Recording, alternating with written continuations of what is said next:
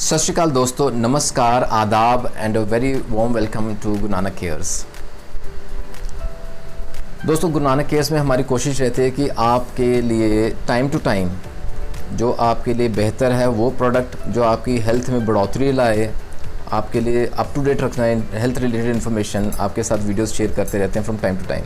आज बहुत ही बेहतरीन इन्फॉर्मेशन आपके साथ शेयर करेंगे दोस्तों, जो हमें समय की मांग है, the demand that is required today, उसको फुलफ़िल करने के लिए होम्योपैथी हमारे कहाँ मदद करती है। आज बहुत बेहतरीन प्रोडक्ट की बात करेंगे। गुरु नानक केयर्स के साथ दोस्तों जुड़े रहें for every authentic and true information. To the point बात करेंगे, बहुत ही सरल भाषा में, आपको कहीं और जाने की ज़रूरत ना पड़े। इसी कोशिश के साथ दोस्तों एक से एक वीडियोस आपके सामने लेके आ रहे हैं गुरु नानक केयर्स में। आइए आज का वीडियो शुरू करते हैं। दोस्तों, आप माने कि आज की डेट में सारी दुनिया जूझ रही है, परेशान है वायरल इन्फेक्शन से। ओके, और चाहे वो किसी तरह का वायरल इन्फेक्शन क्यों ना हो, अगर हम उसकी एटियोलॉजी को देखें, अगर उसका कॉज, उसका ओरिजिन ऑफ डिजीज़ को स्टडी करें, तो बेसिकली दो तीन पॉइंट्स उभर के सामने आते हैं। The very first point, like दोस्तों, द डिजीज़ कहाँ से स्टार्ट होता है? The disease starts with the infiltration of the virus into the body due to the exposure to it. Basically हमारी बॉडी अगर एक्सपोज होती है उस वायरस को एक्सपोज होती है, तो वो इन्फिल्ट्रेट करता है हमारी बॉडी में and the disease process starts. The very first point number one. Secondly दोस्तों, अब कितना अंदर प्रोलिफरेट कर गया वो वायरस, कितना डिजीज स्प्रेड हो गया, उसकी degree, the degree and the extent of proliferation of the viral disease, उसका स्प्रेड बॉडी में, वो किस पे डिपेंड करता है, वो किस पे निर्भर करता है। Basically it is determined by the immune systems condition at the time of incubation stage. अब वायरस अंदर एंटर कर गया है, उसने मल्टीप्लाई करना है, उसका जो इंक्यूबेशन स्टेज पे वो पहुंचेगा, उस समय हमारे इम्यून सिस्टम की जो हालत है, जो कंडीशन है, उस पे निर्भर करता है कि वो डिजीज़ कितना प्रोलिफरेट रहेगा, वायरल डिजीज़ कितना अंदर स्प्रेड होगा। वेरी इंपॉर्टेंट पॉइंट नंबर 2 था ये।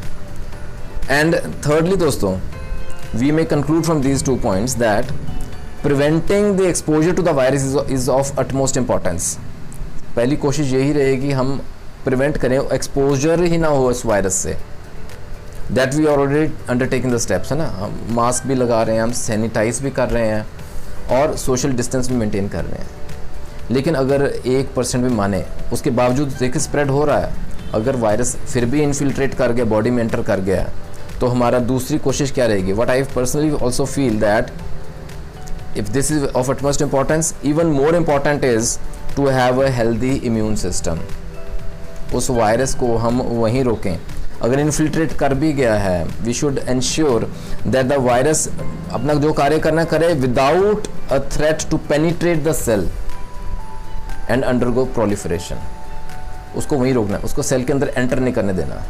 That is of more importance than even prevention and protection of exposure to the virus, है ना, उससे भी ज़्यादा। अब दोस्तों समझने लायक ये है कि वायरस बेसिकली क्या रहता है, it is a modified form of RNA और DNA कह सकते हैं, which carries messages from organisms, right. Now in nature कुदरती नियम ऐसा है कि virus are kept in check by bacteria and fungus. ये जो 3 माइक्रो ऑर्गेनिजम्स है ना, द ट्राइंगल ये कह लीजिए, trio of these 3 microorganisms, the virus, bacteria and the fungus. No it is कुदरती नियम की वजह से कह लीजिए they are maintained in a balance, the supplies in a balance कह लीजिए जैसे। लेकिन लास्ट 1 डिकेड से आप माने कि मेरी बात को, देयर इज़ वन कॉज, जैसे कि हम कह सकते हैं the excessive use of antibiotics, I would say the abuse of antibiotics, it has led to an imbalance between the trio, इस ट्राइंगल को डिस्टर्ब कर दिया, जिस वजह से वायरस और फंगस ज़्यादा ओवर एक्टिव हो गए हैं, कह लीजिए दे हैव ग्रोन मोर, जिस वजह से इन्फेक्शंस और स्प्रेड हो रही हैं। Now for any type of viral disease also the need of the hour, what we need today is an effective antiviral medicine.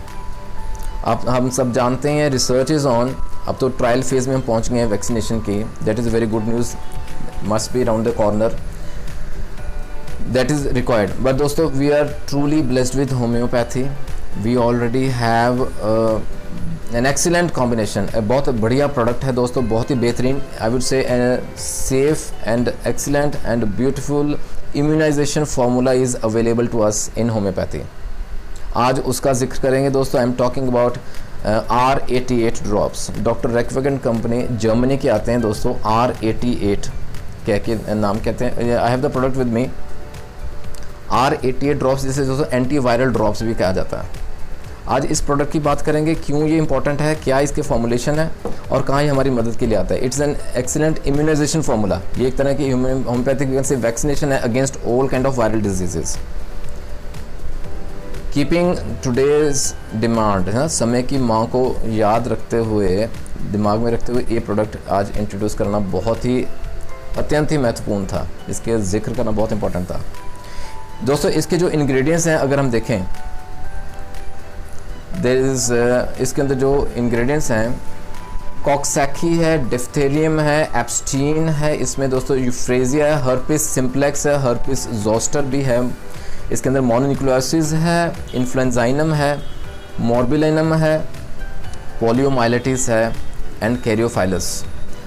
And all this ingredients, ये जो सब इंग्रेडिएंट्स हैं ना दोस्तों, दे हैव एंश्योर्ड कि जो final product है it is highly diluted so that none of the virus is there, लेकिन जो वायरस की एनर्जी है that is very much intact, और वो स्टिमुलेट करती है हमारी इम्यून सिस्टम को to increase that immune system. जो गतिरोधक क्षमता बढ़ाती है हमारी बॉडी में, वो सब एक काम करेगी, बहुत बेहतरीन काम करेगी। Now this will stimulate the immune system to defend against all kind of intruders.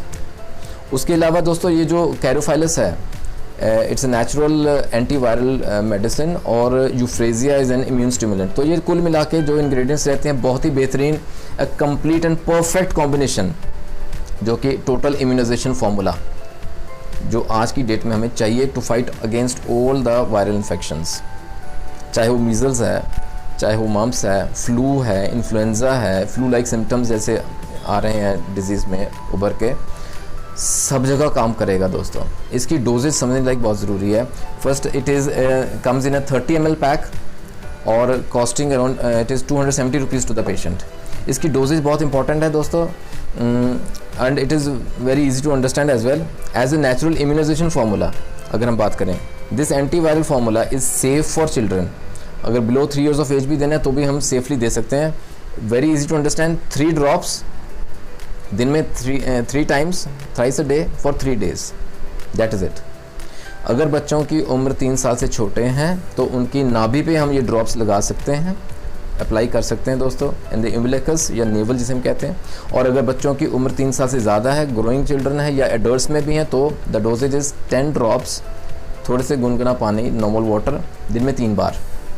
लेकिन एज ए प्रिवेंटिव डोज मैं चाहूँगा आप अभी से हम स्टार्ट कर लेना चाहिए दोस्तों। एज ए प्रिवेंटिव डोज इसकी रहेगी 10 drops, कुछ गुनगुना पानी, दिन में केवल 1 बार। और ये हम मंथ आफ्टर मंथ रिपीट कर सकते हैं टिल जब तक ये कहर रह रहा है वायरस इन्फेक्शंस का। दोस्तों it is an excellent immunization formula, एक वैक्सीनेशन का काम करता है, होम्योपैथी में हमारे पास है, तो क्यों ना इसका फ़ायदा उठाएं। R88 ड्रॉप्स बहुत ही बेहतरीन combination. Immediately we should start to improve our immunity system. आशा करता हूँ आज का वीडियो आपको बहुत ही हेल्पफुल लगेगा दोस्तों। जहाँ ज़रूर समझे we can always use these products, safe हैं, we are truly blessed with homeopathy. जहाँ आपको दोस्तों अगर कोई डाउट है, you can always mention in the comment section, you can WhatsApp में योर क्वेरी, और gurunanakcares@gmail.com में मुझे मेल भी कर सकते हैं। बने रहें गुरु नानक केयर्स के साथ दोस्तों, जुड़े रहें। सब्सक्राइब जिन्होंने नहीं किया, डू कीप इन माइंड दोस्तों, do subscribe Guru Nanak cares and press the bell icon for latest updates. Till we meet in the next video, take care of your health and God bless.